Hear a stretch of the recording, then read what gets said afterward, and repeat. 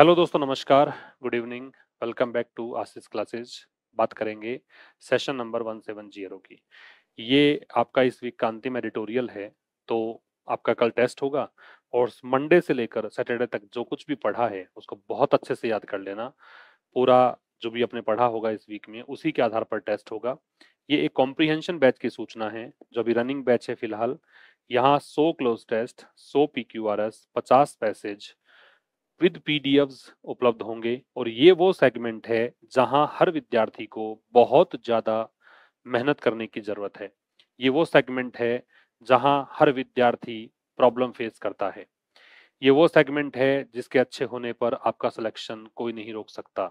ये वो सेगमेंट है जहां आपने थोड़ी सी तैयारी बेहतर कर ली, थोड़ा सा अप्रोच सीख लिया, तो आपको इंग्लिश आसान लगने लग जाती है। लेकिन इसके लिए काफी कुछ तरीके आपको पता होने चाहिए। वो तरीके मैं आपको रूबरू कराऊंगा इस बैच के थ्रू। तो इस बैच में आप ज्वाइन कर सकते हैं। 2 इयर्स की वैलिडिटी के साथ ये बैच उपलब्ध है। तो भाई आज के एडिटोरियल में चूंकि मैं पिछले 2 दिनों से भी आपको पीक्यूआरएस जो है या फिर मैं कहूँ पैराजंबल है, वो बैंक वाले पैराजंबल्स करवा रहा हूँ क्योंकि मैं चाहता हूँ कि डिफिकल्ट चीजें भी आप डील करना सीखें ताकि आसान चीजें आपको और आसान लगने लगें। करने की कोशिश कीजिए इसको। देखिए इसमें सबसे पहला सेंटेंस कौन सा होगा? क्या ए से स्टार्ट कर सकते हैं? ए में देखिएगा आपको दे रखा है they had gone fishing in a creek deep inside the forest. आप ये भूल जाएं किसी वर्ड का मतलब क्या है ना? ये सब नहीं निकालना होता। कॉम्प्रिहेंशन पार्ट में हमें बस कुछ कीवर्ड्स, कुछ चीजें, एक आइडिया डेवलप करना होता है जिससे आपको बस पता लग जाए कि एग्जैक्टली हम बात किसकी करने जा रहे हैं। ठीक है, तो ज्यादा कुछ नहीं है, केवल आपको एक आइडिया डेवलप करना है। तो ये क्या कहना चाह रहा है? ये कह रहा है दे हैड गॉन फिशिंग, वो लोग गए। कौन लोग गए? We don't know. आगे कह रहा है टाइगर किल्ड 2 फिशरमैन, एक टाइगर ने 2 मछुआरों को मार दिया। अब हो सकता है कि ये जो 2 मछुआरे हैं इनके लिए दे रखा हो, तो हम इसको एक बार फर्स्ट सेंटेंस के लिए अलग से छोड़ देते हैं। बट से स्टार्ट नहीं हो सकता, लेकिन क्योंकि शुरुआत हम लेकिन से करेंगे तो कोई ना कोई एक मेन स्टेटमेंट तो होना चाहिए। At last the party decided to search the creeks. Creek जो होता है ना, वो समुद्री सकरी गली होती है, यूं कह सकते हो। समुद्र का एक सकरी जो खाड़ी है उसको बोलते हैं। तो अंततः जो पार्टी है, कौन सी पार्टी, उसने तय किया कि वो क्रीक्स को सर्च करेगी। Where they discovered their mauled half eaten body, जहां उन्होंने पाया उनका आधा खाया हुआ छत विछत शरीर। ठीक है, किन का शरीर? कौन? फर्स्ट सेंटेंस ये नहीं हो सकता। द सर्च पार्टी कॉम्ड, जो सर्च पार्टी है उन्होंने रेगुलर फिशिंग एरिया, जहां जहां मछुआरे जनरली जाते हैं, उन एरियाज को खंगाला, तलाश किया फॉर 2 डेज, 2 दिनों के लिए। When they did not return home, जब वो घर नहीं लौटे। तो सब कहानियां आप समझ में आ गया होगा कि बी से तो स्टार्ट किया जाए। बी के बाद में आपको ए लगा देना चाहिए क्योंकि कह रहा है कि भाई एक टाइगर ने 2 फिशरमैन को किल कर दिया था, है ना, सुंदरबंस में। पिछले मंडे की बात है। वो कहाँ गए थे? वो मछली पकड़ने गए थे। ठीक है, अब जब वो नहीं लौटे तो एफ आ जाना चाहिए। तो फिर सर्च पार्टी जो है वो उसको बनाया गया, सर्च पार्टी तलाशी अभियान के लिए एक ग्रुप बनाया गया गांव वालों के द्वारा। अब जब इन्होंने ये जो थे, इसके बाद में ये सर्च पार्टी जो है वो रेगुलर फिशिंग एरिया जो है वहां गई, तो यहाँ पे ई आ जाएगा। फिर इसके बाद में अ, अंततः, सॉरी अंततः तो ये लास्ट में मिलेगा, तो आप इस पे आइए। ये हो गया आपका, ये हो गया आपका। लेकिन उनको कोई भी ट्रेस नहीं मिला, कोई पता नहीं लगा, इस पे आ जाइए। और लास्ट में आप आ जाइए डी पर, क्योंकि डी में है कि अंततः उनको शरीर इस हालत में मिला। ठीक है, तो ये आपका आंसर होगा हमारे पैराजंबल वाले क्वेश्चन का। आप मैच करिए, कोशिश करिए इस तरह से आप लोग भी सही आंसर्स निकाल पाए। ठीक है, ये तो पैराजंबल हो गया। आज के इस एडिटोरियल में हम लोगों ने कोई भी एडिशनल पार्ट नहीं लिया है क्योंकि मैं चाहता हूं कि आज आप पूरा रिवाइज कर लीजिए अच्छे से, बहुत बेहतर ढंग से। 200 के करीब तो आपके इडियम्स ही हो चुके हैं। ठीक है, 100 के करीब फिक्स प्रपोजिशन हो चुके हैं। तो वो सब रिवाइज अच्छे से कर लो। वो हम मंडे से फिर से स्टार्ट करेंगे। आज रिवीजन के लिए मैंने वो ड्रॉप किया है। देखिए एडिटोरियल किस बारे में है, तो India's industrial growth in September 2025 was slow. Bharat की जो औद्योगिक वृद्धि है सितंबर 2025 में वो बिल्कुल स्लो थी, बहुत धीमी थी। द वीकेस्ट इन 5 इयर्स, ये मैं कहूं कि 5 सालों में सबसे कमजोर वृद्धि रही। The manufacturing sector showed some recovery, जो विनिर्माण क्षेत्र है, इसको शुद्ध हिंदी में, कई बार देखिए आप ऐसे किसी परीक्षा में बैठते हैं जहां पे आपसे बिल्कुल शुद्ध हिंदी में वर्ड का मीनिंग पूछा जाए तो मैन्युफैक्चरिंग शब्द जो है उसका मतलब विनिर्माण होता है। तो विनिर्माण क्षेत्र जो है उसने थोड़ी सी रिकवरी दिखाई, but in the mining sector, लेकिन खनन क्षेत्र जो है वो उसमें गिरावट आई। स्ट्रेंथनिंग माइनिंग, तो माइनिंग को या खनन को स्ट्रेंथन करना, मजबूती देना इज क्रूशियल, ये इंपॉर्टेंट है for India's energy and mineral security, Bharat के ऊर्जा और खनिज सुरक्षा के लिए। ये एडिटोरियल के बारे में हम डिस्कस करेंगे। तो आइए स्टार्ट करते हैं आज का सेशन। जो नए बच्चे हैं वो समझें कि यहाँ पर हम लोग डिस्कस करेंगे वो चीज जो आपको 30 मिनट के सेशन में, 40 मिनट के सेशन में 2-3 घंटे का फील करवाएगा। इतना सारा स्टफ आप इकट्ठा कर चुके होंगे जिसकी आप कल्पना भी नहीं कर सकते। ट्रांसलेशन तो ऑब्वियसली सीखते ही हैं, इंग्लिश टू हिंदी। आप वोकैबुलरी सीखेंगे, ग्रामर सीखेंगे, आप इवन प्रोनाउंसिएशंस, एग्जैक्ट क्या किसी वर्ड को कैसे हम प्रोनाउंस करते हैं वो चीज मेरे साथ सीखते हैं। तो so many things are there. और करंट चूंकि एडिटोरियल्स हैं तो आपके करंट हैपनिंग्स की जानकारी भी आपको होती है। अनइवन ग्रोथ के नाम से एडिटोरियल है। अनइवन ग्रोथ में इसका मतलब है असमान वृद्धि, जिसमें वृद्धि जो है वो नाउन है और असमान जो है वो एडजेक्टिव है। अनइवन को लिख लीजिए हिंदी में असमान। क्या मतलब है असमान? मस्ट जो है यहाँ पे नाउन के रूप में यूज किया गया है। तो मस्ट अगर नाउन के रूप में हो तो इसका मतलब होता है आवश्यकता। ठीक है, मस्ट एक मॉडल भी होता है, मस्ट यहाँ पे एक नाउन है इसलिए इसका मतलब है आवश्यकता। अच्छा जी, बूस्ट जो है इसका मतलब होता है बढ़ाना। इनसाइट का मतलब होता है समझ, और इनसाइट में जनरली इनटू लगता है। वारंट का मतलब है आवश्यक बना देना, जरूरी बना देना, आवश्यक बना देना। ठीक है जी। अब देखो, अनइवन ग्रोथ का मतलब हो गया ऐसी ग्रोथ जो असमान है। किसको लेकर लिखा गया है? इंडस्ट्रियल प्रोडक्शन डेटा फॉर सितंबर, सितंबर के लिए आईआईपी की बात हम करेंगे, इंडस्ट्रियल प्रोडक्शन डेटा की हम बात करेंगे, औद्योगिक उत्पादन आंकड़े हैं उसके बारे में बात करेंगे। Increasing incomes and creating jobs, noun, ये एडजेक्टिव, यहां पे ये नाउन और ये एडजेक्टिव। एंड कंजंक्शन, और एंड ऐसा कंजंक्शन है जो पैरेललिज्म के कॉन्सेप्ट को फॉलो करता है, दोनों साइड्स में सेम चीजें लगानी होती हैं। तो आपने देखा नाउन और एडजेक्टिव का कॉम्बिनेशन ही राइट और लेफ्ट साइड मिल रहा है। आईएनजी फॉर्म में कोई एडजेक्टिव बनता है तो उसको नाम दिया जाता है प्रेजेंट पार्टिसिपल, याद रखिएगा। अगर थर्ड फॉर्म में एडजेक्टिव बनता है तो उसको हम नाम देते हैं पास्ट पार्टिसिपल। और अगर V0 प्लस आईएनजी फॉर्म जो है वो मिलती है तो उसको हम बोलते हैं क्या? Present participle. बात समझ में आ गई? Present participle V0 plus ING, past participle V3। ये मैं बात कर रहा हूं कि अगर इनका प्रयोग आपने एडजेक्टिव्स फॉर्म में किया है तब। बात क्लियर?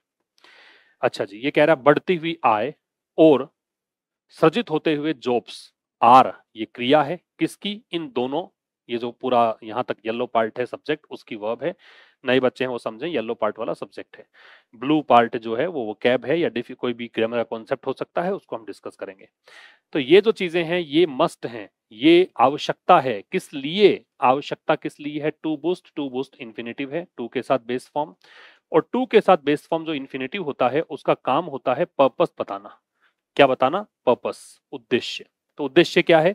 उद्देश्य है बूस्ट करना, बढ़ाना। क्या? डिमांड। तो बढ़ते हुए इनकम, सृजित होते हुए रोजगार।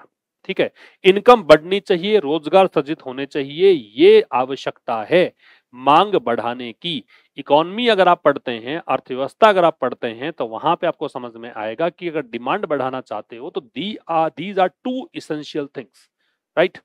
आगे कह रहा है द इंडस्ट्रियल प्रोडक्शन डेटा, ये सब्जेक्ट हो गया आपका। औद्योगिक उत्पादन आंकड़े किसके लिए? सितंबर के लिए। इज ये आंकड़ा, ये सिंगुलर माना है इसने, ये वर्ब। अच्छा, डेटा जो है वो मॉडर्न इंग्लिश में सिंगुलर एंड प्लूरल दोनों फॉर्म में ही यूज किया जाता है। अगर आप ट्रेडिशनल ग्रामर की बात करेंगे तो उसके अंदर डेटम सिंगुलर हुआ करता था और डेटा होता था प्लूरल, ये सिंगुलर हुआ करता था। लेकिन आज की इंग्लिश तो आपको वर्ब देखकर ही पता लगेगा किस रूप में इसको मान लिया गया है, तो इसको माना है सिंगुलर रूप में। तो सितंबर का जो आंकड़ा है किसका, औद्योगिक उत्पादन का, is specially useful, specially particularly adverb है, बहुत बार यूज किया जाता है ये एडिटोरियल्स में, न्यूज़पेपर्स में, विशेष करके यूजफुल, यूजफुल उपयोगी है, एडजेक्टिव है, जिन वर्ड्स के एंड में एफ होता है वो एडजेक्टिव होता है, इसका प्रोनाउंसिएशन यूजफुल होता है, यूजफुल नहीं होता, ऊ की मात्रा नहीं आती। एज इट प्रोवाइड्स, एज यहाँ कंजंक्शन है, कैसे पता लगा मुझे कंजंक्शन है, क्योंकि इसके बाद में सब्जेक्ट और वर्ब दे रखा है, एक क्लोज स्टार्ट हो रहा है, क्योंकि इट प्रोवाइड्स यह प्रदान करता है, ये सब्जेक्ट हो गया, ये वर्ब हो गया, ये ऑब्जेक्ट हो गया, क्या, समझ, समझ किस चीज की, अंडरस्टैंडिंग किस चीज की, अंडरस्टैंडिंग लॉन्गर पीरियड्स की, लंबे अवधि की, सच एज जैसे कि उदाहरण देने के लिए यूज करते हैं, द सेकंड क्वार्टर दूसरी तिमाही, and the first half of the financial year, और वित्त वर्ष का पहला हाफ कहां से कहां तक, मार्च अप्रैल मई जून जुलाई अगस्त, मार्च से लेकर अप्रैल मई जून जुलाई अगस्त सितंबर, अप्रैल से लेकर सितंबर तक का जो पार्ट है वो है आधा हाफ। क्लियर। तो इंडस्ट्रियल प्रोडक्शन डेटा सितंबर के लिए विशेष करके यूजफुल है। क्यों यूजफुल है, क्योंकि ये प्रोवाइड करता है क्या, गहरी समझ, ठीक है, किस चीज की, लॉन्गर पीरियड्स की। लॉन्गर पीरियड्स कैसे, जैसे कि मान लीजिए सेकंड क्वार्टर और जो पहला हाफ है फाइनेंशियल ईयर का उसकी। द न्यूज इज, न्यूज हमेशा सिंगुलर होता है, याद रखिएगा, सब्जेक्ट है, वर्ब इज है, not all bad, all bad, not all bad का मतलब नॉट एंटायरली बैड, मतलब कुछ तो पॉजिटिव है, नॉट एंटायरली बैड, कुछ तो यहां पॉजिटिव है, सब कुछ नेगेटिव नहीं है। तो समाचार जो है या खबर है पूरी तरह से नेगेटिव नहीं है, but there are areas, but adversative conjunction है। अब ये लग गया तो दूसरे बात में आगे विरोधाभासी वाक्य हो गया। देयर से स्टार्ट आप कर रहे हो, क्योंकि कंजंक्शन वाक्य स्टार्ट होता है तो ये एडवर्ब होता है देयर, और देयर से स्टार्ट होने पर इन्वर्जन लगता है तो क्रिया लगी हुई है, इसको देखकर लग रही है क्रिया एरियाज को देखकर। इन्वर्जन का मतलब क्रिया अपने कर्ता से पहले आएगी, मतलब एरियाज की वर्ब जो है वो आर है। तो न्यूज जो है पूरी तरह से बैड नहीं है, लेकिन एरियाज हैं, क्षेत्र हैं दैट वारंट अटेंशन। कौन से एरियाज, दैट रिलेटिव प्रोनाउन है, ये वो एरियाज हैं जो आवश्यक बना देते हैं कि ध्यान देना पड़ेगा। दैट रिलेटिव प्रोनाउन है, एरियाज के लिए आ रहा है, एरियाज की वर्ब है वो वारंट है, अटेंशन है वो इस वारंट का ऑब्जेक्ट है। बात क्लियर है क्या। तो खबर जो है पूरी तरह से नेगेटिव नहीं है, लेकिन ऐसे क्षेत्र हैं जहां पर ध्यान देना पड़ेगा। क्लियर है क्या, इसका स्क्रीनशॉट ले लीजिए। आगे आइए, when looked at on a half yearly basis, यदि आप हाफ ईयरली बेसिस पे अगर देखें, 6-6 महीने से देखें, फाइनेंशियल ईयर आपको पता है कि 1 अप्रैल से स्टार्ट होकर 31 मार्च तक चलता है, तो आधा जो सत्र है, आधा जो फाइनेंशियल ईयर है, जो अप्रैल 1 से लेकर 30 सितंबर तक चलेगा, उसकी बात कर रहा है कि यदि इसको देखा जाए हाफ ईयरली बेसिस पर, बेसिस भाई नाउन हो गया, हाफ ईयरली इसका एडजेक्टिव हो गया, ठीक है। अब आप ये ना समझें कि एलवाई एंडिंग वर्ड्स तो एडवर्ब होते हैं, अगर नाउन के साथ एलवाई आपने जोड़ा है तो वो एडजेक्टिव भी हो सकता है। हालांकि ईयरली जो है वो नाउन एडजेक्टिव भी है और एडवर्ब भी है, दोनों ही कंडीशंस में काम करता है, ठीक है ना। नाउन के साथ एलवाई जोड़ेंगे तो एडजेक्टिव बनेगा, एडजेक्टिव के साथ एलवाई जोड़ेंगे एडवर्ब बनेगा, लेकिन कुछ ऐसे शब्द भी होते हैं जो कि एंड तो एलवाई में होते हैं लेकिन वो एक्ट करते हैं दोनों तरीके से, एडवर्ब के रूप में भी और एडजेक्टिव के रूप में भी। तो यहाँ पे ये एडजेक्टिव फॉर्म में है क्योंकि नाउन का मॉडिफायर है। तो यदि आप देखते हैं हाफ ईयरली बेसिस पर, तो द आईआईपी डेटा, तो ये सब्जेक्ट है किसके लिए, अप्रैल से सितंबर, जैसा कि मैंने कहा 6 महीने का। इसके लिए शो ये वर्ब है, अब डेटा को माना है प्लूरल क्योंकि शो वर्ब की फर्स्ट फॉर्म है और फर्स्ट फॉर्म जो होती है अपने आप में प्लूरल होती है। अगर आप इसको एस जोड़ देते तो ये सिंगुलर बन जाता। तो ये दिखाते हैं दैट कंजंक्शन है, कंजंक्शन के बाद नया वाक्य स्टार्ट हो गया, इस नए वाक्य में इंडस्ट्रियल ग्रोथ सब्जेक्ट है, ये इसकी वर्ब है कि जो औद्योगिक वृद्धि है वॉज द स्लोएस्ट, वो सबसे कम थी, डिग्री सुपरलेटिव है, स्लोएस्ट इस कारण सिद्ध है, इन एटलीस्ट 5 इयर्स, कम से कम 5 वर्षों में। यहां तक की बात समझ लेते हैं, आफ्टर दैट जो भी पीछे की कहानियां होंगी बता दूंगा। कह रहा है ये तो एक एडिशनल फ्रेज है, यदि हाफ ईयरली बेसिस पर देखा जाए तो अप्रैल से सितंबर 2025 के डेटा जो हैं वो दिखाते हैं कि इंडस्ट्रियल ग्रोथ जो है वो सबसे धीमी रही, कम से कम 5 वर्षों की अगर बात करें। अच्छा, मैंने एक बीच में बात कही कि डिग्री सुपरलेटिव हो तो दे लगता है, लेकिन ऐसा हमेशा नहीं है, आपको ये भी देखना पड़ता है कि डिग्री सुपरलेटिव आखिरकार है किसकी। तो ये डिग्री सुपरलेटिव किसकी है? ये ग्रोथ के लिए आ रहा है, नाउन है, नाउन की विशेषता बताने वाला शब्द एडजेक्टिव है। और जब डिग्री एडजेक्टिव की सुपरलेटिव है तभी आप द लगा सकते हैं। अगर ये एडवर्ब की डिग्री सुपरलेटिव होती तो हमें द नहीं लगाना था, ये भी ध्यान रखिएगा, राइट। एट जस्ट 3%, अब ये एक पॉइंट लेकर चला है कि 3% पर, जस्ट मतलब ओनली, केवल 3% की अगर बात करें, अच्छा जस्ट एडजेक्टिव के फॉर्म में भी काम करता है और एडवर्ब भी। वैसे ओरिजिनल फॉर्म में तो इसको आप एडवर्ब ही मानते हैं, लेकिन ये एडजेक्टिव भी हो सकता है। चूंकि ये एक आंकड़े की बात कर रहा है इसलिए इसको एडजेक्टिव कहा जाएगा। तो 3% पर अगर बात करें तो द हाफ ईयरली ग्रोथ, ये नाउन है, ये आपका एडजेक्टिव है। तो हाफ ईयरली जो ग्रोथ है, अर्धवार्षिक जो वृद्धि है, इज ये वर्ब है।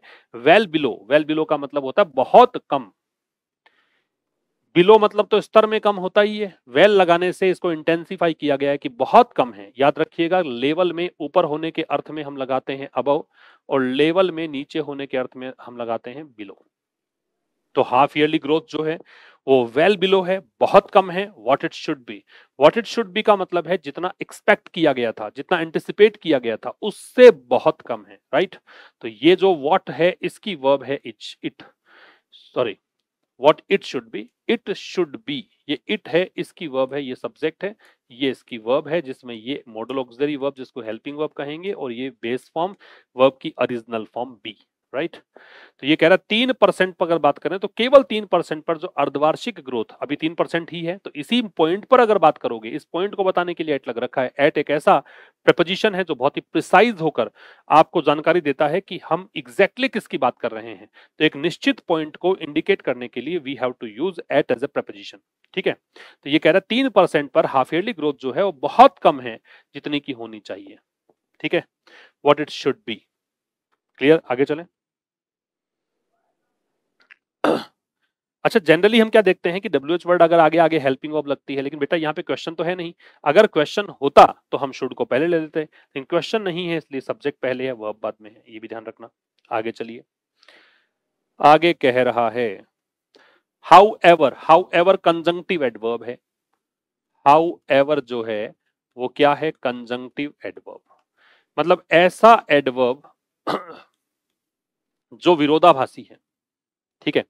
कंजंक्शन है ही, हालांकि एडवर्ब की फितरत में नहीं है विरोध दर्शाना, तो कंजंक्शन की फितरत में तो है, तो कंजंक्शन के रूप में ये यूज किया जा सकता है। लेकिन पहले हमने बात की है उसका बिल्कुल उल्टा बताने के लिए हम हाउएवर का प्रयोग करते हैं। तो हालांकि, इसका मतलब हालांकि क्वार्टरली ग्रोथ, ये हो गया 3 महीने की ग्रोथ, शोज, वो तो हमने देखा हाफ ईयरली ग्रोथ, अब हम देख रहे हैं क्वार्टरली ग्रोथ। तो क्वार्टरली ग्रोथ सब्जेक्ट है जिसमें ग्रोथ नाउन है, ये एडजेक्टिव है, शोज दिखाती है, दैट कंजंक्शन आ गया, नई बात स्टार्ट कर दी, थिंग्स सब्जेक्ट है, आर इंप्रूविंग हेल्पिंग वर्ब और मैन वर्ब है, प्रेजेंट कंटिन्यूअस टेंस है। तो हालांकि जो क्वार्टरली ग्रोथ है वो दिखाती है कि चीजें इंप्रूव हो रही हैं। कैसे इंप्रूव हो रही हैं वो डैश लगा के समझाया।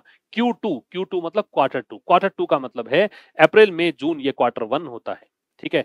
फिर जुलाई अगस्त सितंबर, ये Q2 है। तो जुलाई अगस्त सितंबर वाला जो Q2 ग्रोथ है ये सब्जेक्ट हो गया, वो जिसकी वर्ब है अ मोर रोबस्ट, वो कहीं ज्यादा स्ट्रॉन्ग थी। रोबस्ट का मतलब होता है मजबूत, रोबस्ट का मतलब है मजबूत।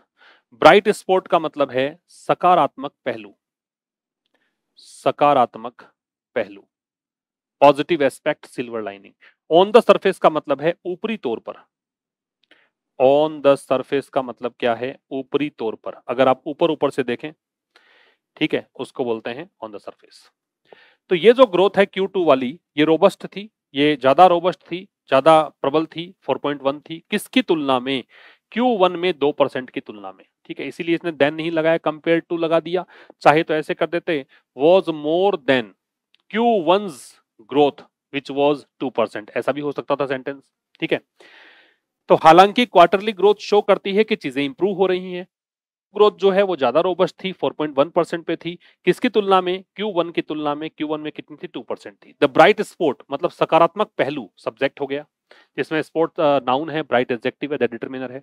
इन ऑल ऑफ दिस, इन इस पूरे सिनारियो में, इस पूरे परिदृश्य में जो ब्राइट स्पॉट है, पॉजिटिव जो एस्पेक्ट है, एटलीस्ट ऑन द सरफेस, कम से कम अगर हम ऊपर ऊपर से देखें, ये बीच में इसने फ्रेज एडिशनल डाल दिया, यही चीजें हैं, यही फ्रेजेस हैं, वही क्लॉजेस हैं जो कि कॉम्प्लेक्स बनाते हैं किसी भी स्ट्रक्चर को।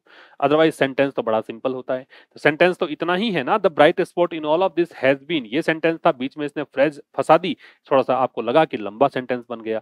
तो ब्राइट स्पॉट इस पूरे परिदृश्य में कम से कम ऊपरी तौर पर हैज बीन, इस ब्राइट स्पॉट की वर्ब है हैज बीन, जिसमें हैज है वो हेल्पिंग वर्ब है, बीन मैन वर्ब है, थर्ड फॉर्म है बी की। ये रही है the manufacturing sector.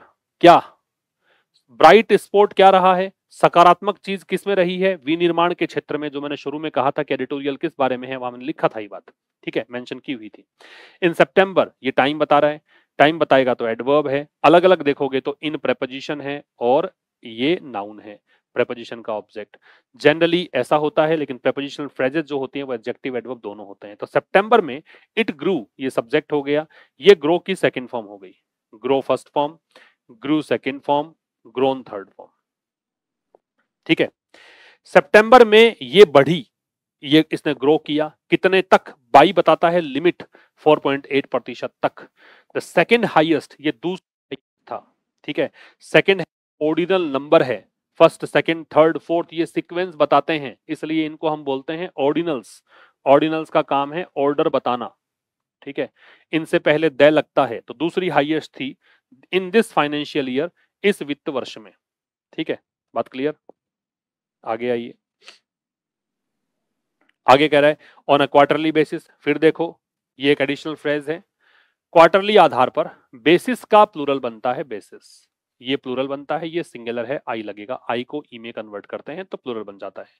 Quarterly basis पर द जुलाई सितंबर 2025 क्वार्टर, जो जुलाई से सितंबर तक का क्वार्टर है, ये सब्जेक्ट है। सो इसने देखा, क्या देखा, मैन्युफैक्चरिंग सेक्टर ग्रो। अच्छा, सी के साथ में बेस फॉर्म लगाई जा सकती है, original form of verb can be placed with C, that is why so के साथ यहाँ पे बेस फॉर्म दे रखी है ग्रो।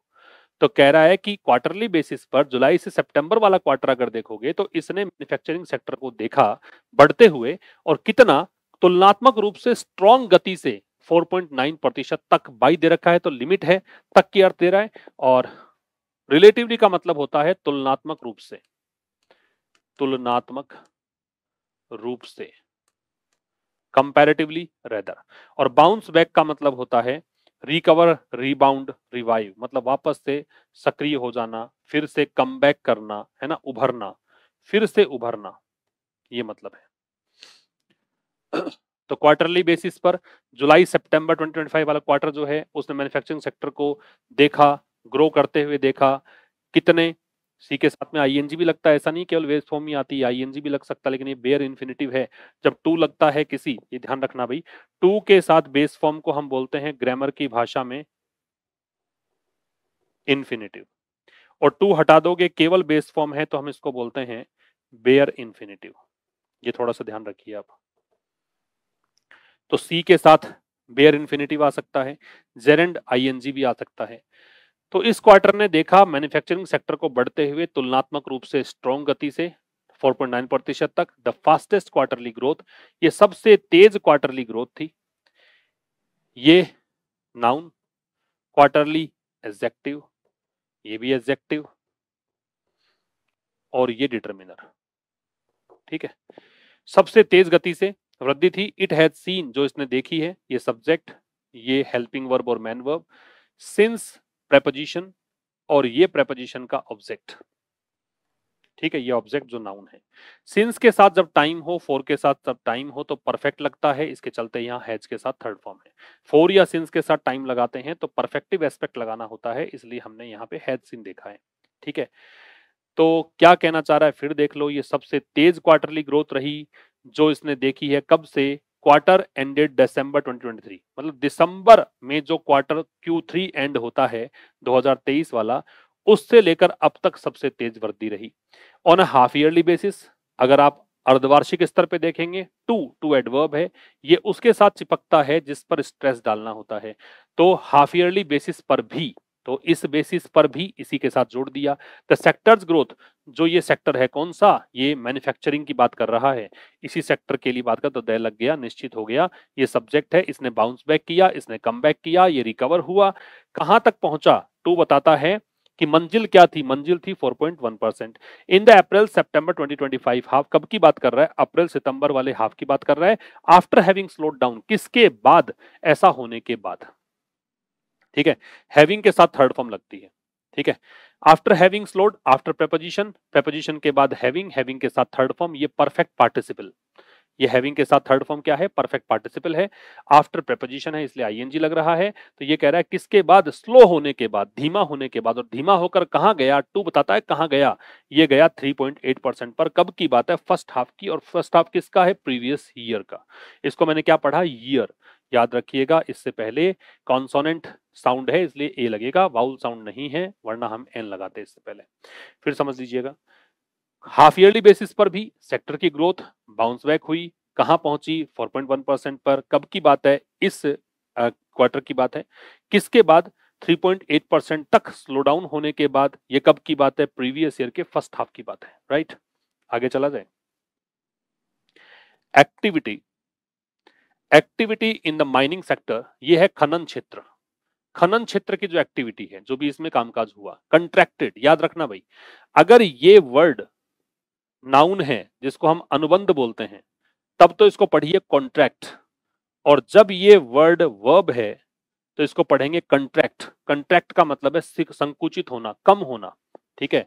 तो यहां लिख लीजिएगा संकुचित होना, कम होना, shrink, decline, reduce, fall. Attribute का मतलब होता है श्रेय देना, श्रेय देना कह सकते हो, ठीकरा फोड़ना कह सकते हो। अगर बुरी चीज का श्रेय दोगे तो ठीकरा फोड़ना कहिए, अगर अच्छी चीज का श्रेय दोगे तो श्रेय देना ही कहिए। और शोर अप का मतलब होता है सहारा देना, मजबूती देना, सहारा देना, रीइंफोर्स, स्टेबलाइज, सपोर्ट। तो माइनिंग सेक्टर में जो एक्टिविटी है ना, खनन क्षेत्र में जो एक्टिविटी है वो संकुचित हुई, उसमें गिरावट आई। कब की बात है, सितंबर 2025 की बात है, ये एडवर्ब हो गया। द सेकेंड क्वार्टर, ये कौन सा क्वार्टर है, इसी की बात कर रहा है, इसको नाउन इन अपोजिशन बोलते हैं, कि कोई नाउन के नजदीक चिपका के एक और नाउन को चिपका दोगे तो उसको हम नाउन इन अपोजिशन बोलते हैं। तो ये नाउन इन अपोजिशन है, सितंबर 2025 जानकारी दे रहा है कि ये क्या है, ये दूसरा क्वार्टर होता है। सेकेंड क्वार्टर से पहले द क्यों है, इस कारण से भी है कि ऑर्डिनल है, second, first, second, third, fourth. इस कारण से भी है कि नाउन इन अपोजिशन है, नाउन के पास एक और नाउन है, इसलिए भी द है। एज वेल एज मतलब साथ साथ, इन द फर्स्ट हाफ, पहले हाफ में, ऑफ द फाइनेंशियल ईयर, वित्त वर्ष के। फिर समझ लो, माइनिंग सेक्टर की जो एक्टिविटी है वो सितंबर 2025 में कंट्रैक्ट हुई, जो कि दूसरा क्वार्टर होता है, और वित्त वर्ष के पहले हाफ में भी कंट्रैक्ट ही हुई थी, गिरावट ही आई थी। वाइल, वाइल कंजंक्शन है, और ये कंजंक्शन है कैसा, जो बताता है ऑल्दो या दो इसका मीनिंग है। तो यद्यपि, सम ऑफ दिस, इसका कुछ पार्ट, सम डिटर्मिनर होता है वैसे, लेकिन अगर इसके बाद कोई भी नाउन नहीं हो तो इसको हम प्रोनाउन बोलते हैं, तो ये प्रोनाउन है। Some of this can be attributed, ये पैसिव का स्ट्रक्चर है, कैन के साथ बी प्लस थर्ड फॉर्म, किसी भी मॉडल का पैसिव बनाने का तरीका है उसके साथ बी प्लस थर्ड फॉर्म लगानी चाहिए। यद्यपि इसका कुछ पार्ट जो है उसका श्रेय, मतलब गिरावट क्यों आई, तो ये उसका कुछ हिस्सा, तो इसको कह सकते हो कि मॉनसून के कारण ऐसा हुआ, इस साल मॉनसून के कारण ऐसा हुआ। दिस परफॉर्मेंस, फिर भी, अब ये दूसरा क्लोज स्टार्ट हो गया। वाइल का काम ही ये है कि दो क्लोजेस को जोड़ना और दोनों विपरीत क्लोजेस को जोड़ना, एडवर्सेटिव क्लोजेस को कंबाइन करने का काम वाइल करता है, ठीक है। तो यद्यपि इसका कुछ श्रेय तो मिलता है इसको कि मॉनसून के कारण ऐसा हुआ, फिर भी ये जो परफॉर्मेंस है, दिस परफॉर्मेंस में दिस डेमोन्स्ट्रेटिव एडजेक्टिव है, परफॉर्मेंस नाउन है, ये इसकी वर्ब है, ठीक है। ये अभी भी स्टिल एडवर्ब होता है, स्टिल का मतलब होता है इवन नाउ, वो अभी भी अनयूजुअली पुअर है, पुअर एडजेक्टिव है, अनयूजुअली एडवर्ब है।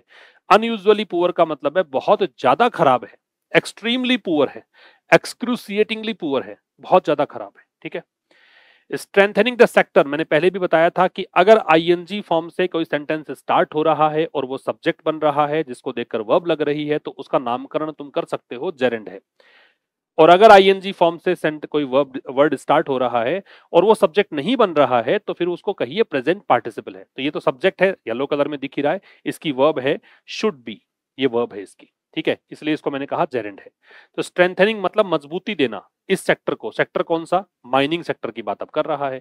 शुड बी अ प्रायोरिटी, वो एक प्राथमिकता होनी चाहिए। किस लिए होनी चाहिए, तो टू के साथ बेस फॉर्म पर्पस बताएगा, उद्देश्य बताएगा, क्योंकि ये इंफिनिटिव है। शोर अप का मतलब सहारा देना, मजबूती देना है। तो इस सेक्टर को मजबूती देना प्राथमिकता होनी चाहिए ताकि भारत का एनर्जी और स्ट्रेटेजिक मिनरल सिक्योरिटी वाला जो पार्ट है उसको शोर अप किया जा सके, है ना।